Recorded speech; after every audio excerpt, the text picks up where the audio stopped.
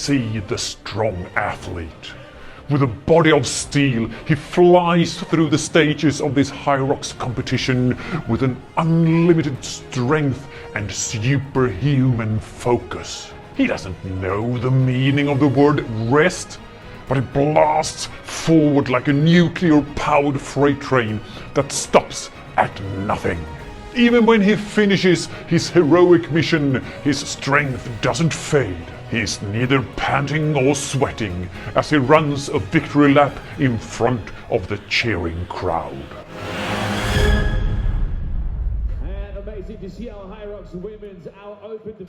Well, unusually, today's film is not about running technique or biomechanics, but it's about a formal competition known as Hyrox. If you don't know what that is, you can Google it. But in short, it involves running 1000 meters and then doing something that requires a little more strength, and then running 1000 meters again, and again doing something that requires a little bit more strength. And you do that until you have run the 1000 meters 8 times and done 8 other exercises. It's not complicated at all, just follow along here. The only reason I do so is because I have helped the talented Hyrox athletes Per Bergsman from Sweden and Felicity Cole from the UK. They belong to the top tier of Hyrox and have also held the European record when competing together in mixed doubles.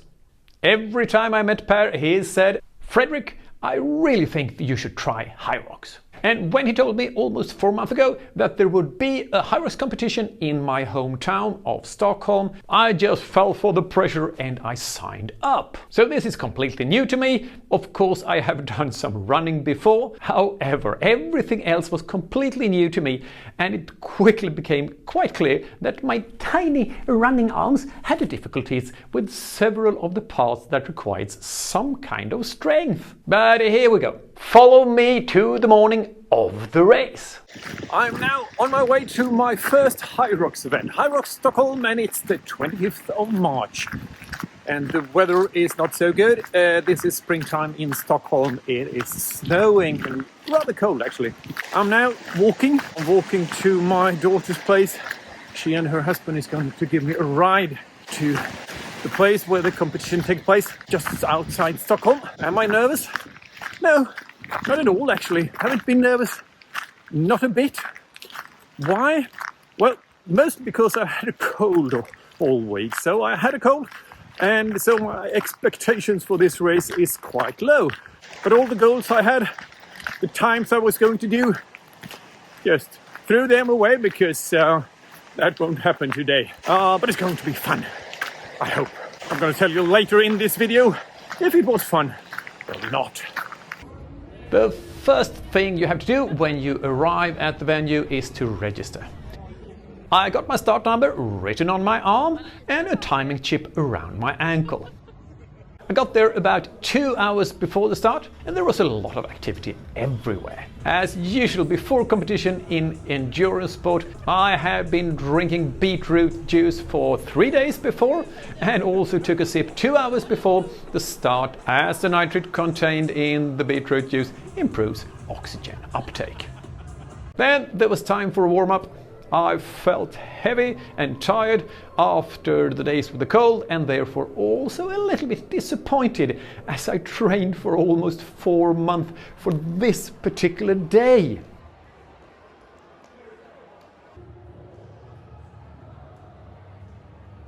There was also a place where you could try how heavy it really is to push and pull that sledge. I also did some light ski erg, and that finished 5 to 10 minutes before the start. And then it was time to get ready in the starting tunnel together with my start group. As I stood there waiting, I looked at my heart rate monitor and could see that the pulse was 122. I say it again, 122, which is of course abnormally high, as it's about the pulse I have when I usually do my long runs. Yes, adrenaline and caffeine in the energy gel I took 5 minutes before the start can of course cause a slight elevated heart rate, but this was something else. But it's time to start. 3, 2, 1, and here we go.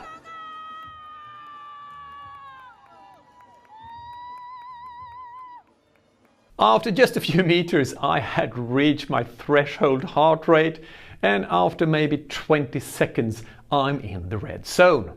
I want to say now, before you get angry that I started with a body that was not at its best and I had a cold. No, didn't have any fever or sore throat. I was healthy but quite tired. If you start in a competition with symptoms of having a cold, you are stupid. Despite promising myself otherwise, the first kilometer was of course the fastest. Or rather, I followed my original plan and ran it in just under 4 minutes. Of course, I should have looked more at my heart rate than kept the planned pace, but that's the way it can be. The first station after the run was 1000 meters ski area. And even though I am new to this, I'm obviously much more experienced than the guy in the green t-shirt next to me. He thought it was a great idea to go and stand here. And what do you think happens over here when he pulls the handles without standing on the little platform? Yes, that's right.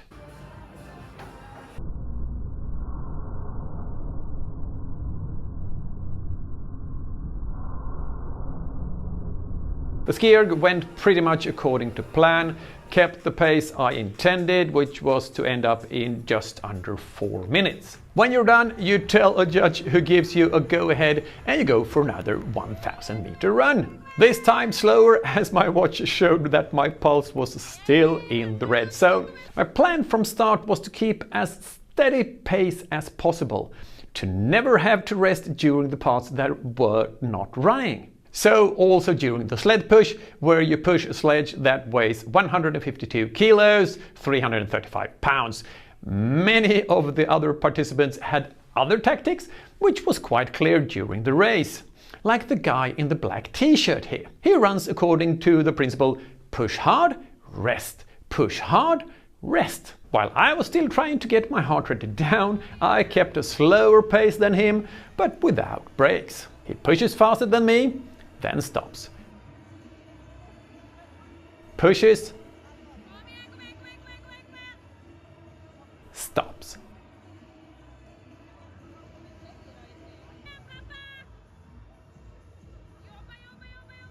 After more running, it was time for the sled pull. This was unexpectedly easy, and for the first time since I started, I managed to get my heart rate down from the red zone. Some evidence that I got my pulse down a bit can be seen during the following run, where I for the first time looked a little bit happy. I'm slow, but happy. However, there were no smiles during the 80 meters, about 87 yards, burpee broad jumps. As before, I stuck to the tactics of a calm pace and to avoid periods of rest.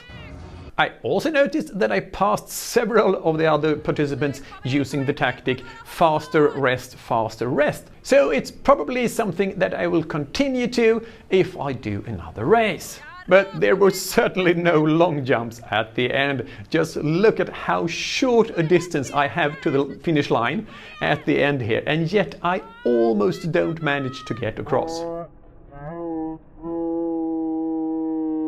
Run number 5. Rowing 1000 meters was okay. Then it was running again, followed by 200 meters, 219 yards, farmer's walk, 24 kilos, 53 pounds in each hand.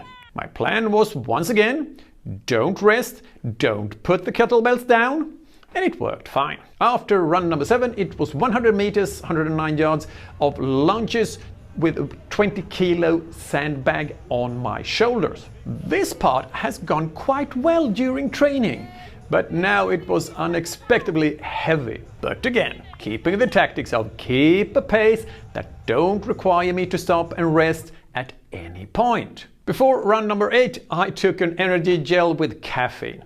I had taken one earlier in the race and also one before the start. I have no idea if it was an overdose of caffeine or sugar, or if I was just getting tired. But when I got to the final station, 100 wall balls, I was dizzy. Very, very dizzy.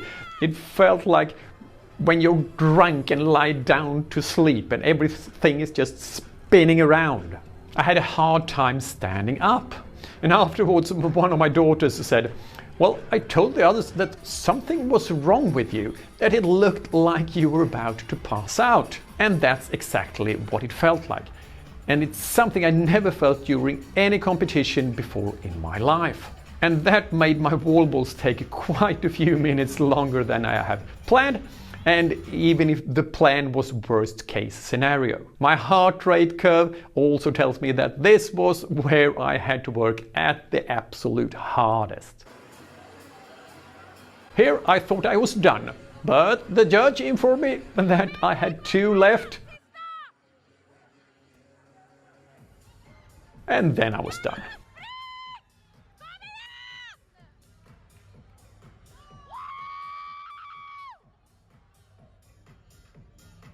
As I lie here, I have very mixed feelings. I am super happy that I did not give up, which I thought about doing about 15 minutes into the race when I did not get my heart rate down, even though I lowered the pace as much as I did. But even if I was happy to have completed it, I was a little bit sad and disappointed that my body wasn't not on top when Hyrox came to Sweden for the first time, and it will take some time before I get the opportunity to compete again. So first happy and then disappointed. But then I was happy again when it turned out that my time was enough to win the age group 55 to 59. As a winner, I also got a slot to the World Championships in Manchester at the end of May. But unfortunately, I am organizing a fully booked running camp in Greece at that time, so I can't go to Manchester. Well, I just have to compete again and try to qualify for the World Championships next year, or the year after that, or when I'm turning 60. In case you're wondering, no, I didn't have a setback with the cold and I didn't get sick again. I actually felt much better when I woke up the next morning than I did on race day. I was probably just right in the gap between healthy enough to compete but not recovered enough for having a body that functions as normal. So how was Hyrox? First of all, it was extremely well organized. Thank you to all the people who arranged it. And it was really, really fun. Great fun. If you have a chance, I think you should try Hyrox. No, it is of course not optimal for your development as a runner, but it's fun. And I like to have fun.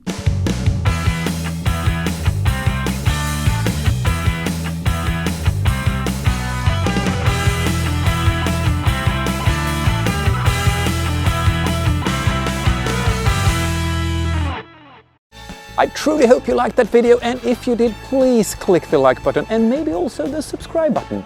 And feel free to check out all the other content I have here on my channel. And maybe you are also interested in my online course. You'll find it at fredrikzillén.com.